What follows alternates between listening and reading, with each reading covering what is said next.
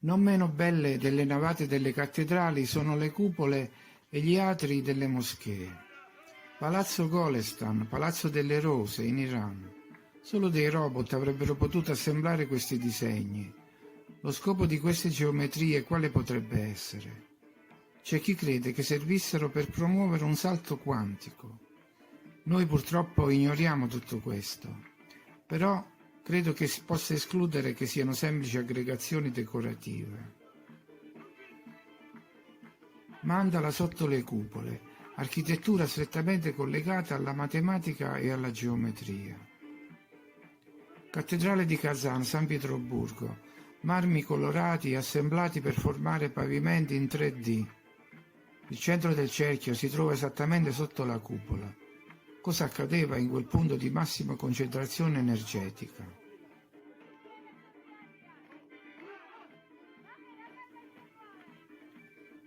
Moschea Eşrefoglu, Turchia, mandala e frattali.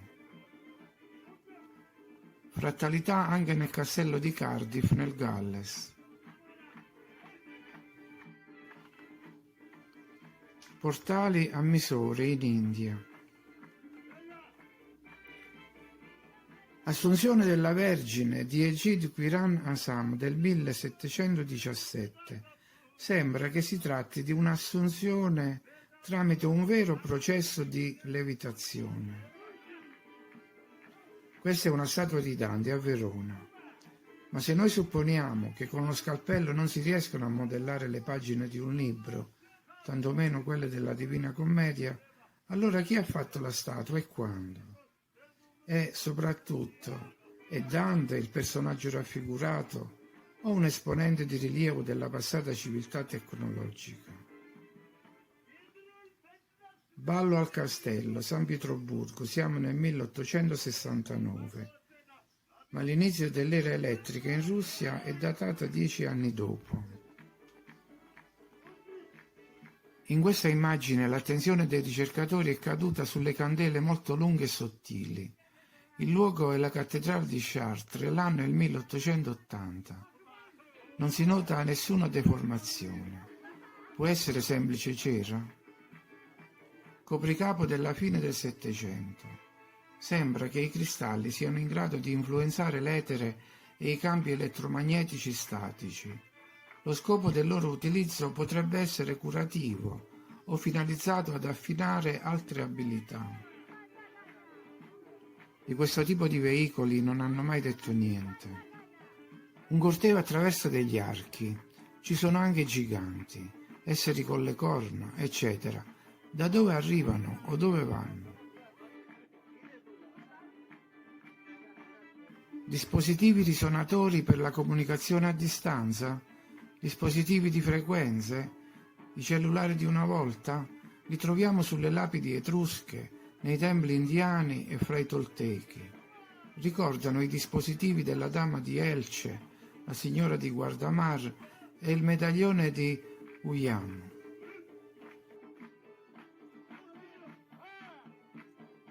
Disegno di una ferrovia sospesa in America nel 1894, 6 anni prima che in Europa.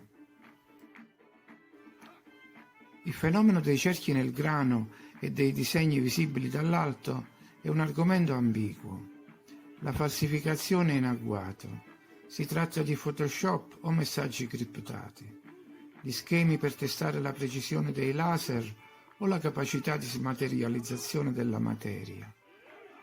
Sono una specie di avvertimento per interventi definitivi dall'aria o da qualche base segreta, segnali di identificazione per navi da altre dimensioni. Questa è una foto che ci viene dall'Egitto. Qualcuno sta costruendo portali per la fuga? Un faro illumina la notte a Venezia, dal ponte di Rialto. Barche illuminate nel canale. Nessun problema di elettricità nel 1880, come a Parigi qualche anno dopo. Il dipinto è di Georges Garin.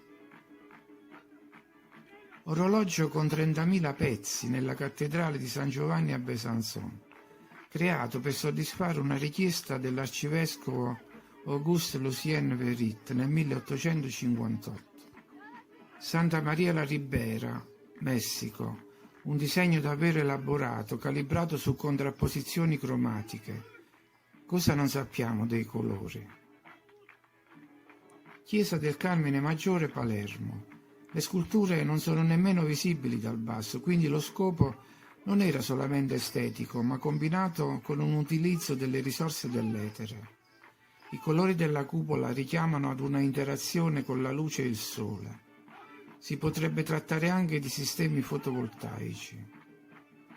La morte è solo un altrove, un posto dietro un portale. Una grotta sotterranea con 4.600.000 conchiglie nel Kent, in Inghilterra, la Shell Grotto. Chiese con centinaia di migliaia di mattoni rossi. Si tratta dello stesso costruttore?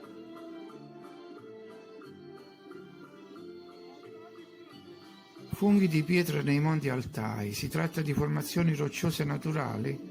Le pietre in cima sembrano diverse dal cono. Altre formazioni rocciose sono naturali o non sono piuttosto frutto di prelievi meccanici di vaste proporzioni? Le croci probabilmente non erano croci.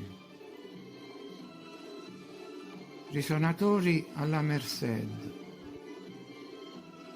Torri dappertutto. Da chi si dovevano difendere continuamente? Riuscivano a costruire opere impossibili e non avevano armi per contrastare i nemici. Chi erano? Che aspetto avevano i loro nemici? Inoltre costruivano città e castelli in pietra che puntualmente bruciavano. Centrali elettriche, 2500 pagode presso il lago Inle nel Myanmar. Le installazioni atmosferiche di etere sono ancora visibili in maniera inequivocabile sulla cima delle pagode, come in questa torre a San Pietroburgo.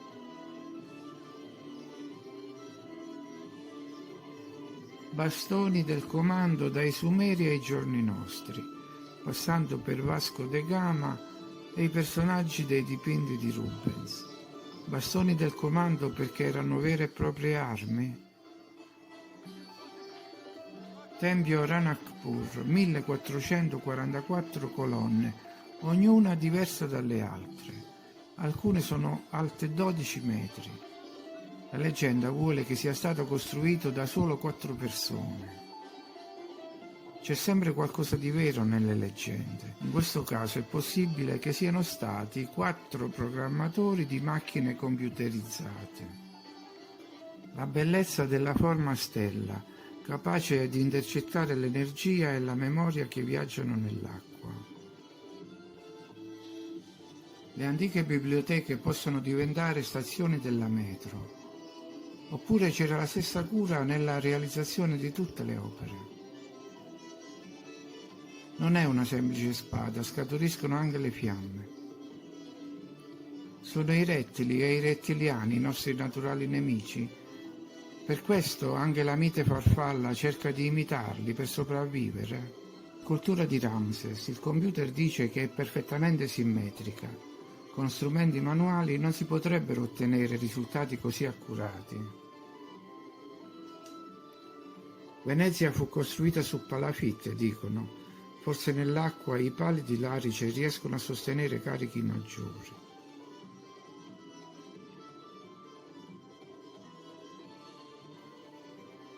Strani piedi appuntiti, a chi appartenevano? In Inghilterra ci sono decine di cattedrali come questa, anche in Australia. Furono i galeotti deportati dall'Inghilterra a costruirle?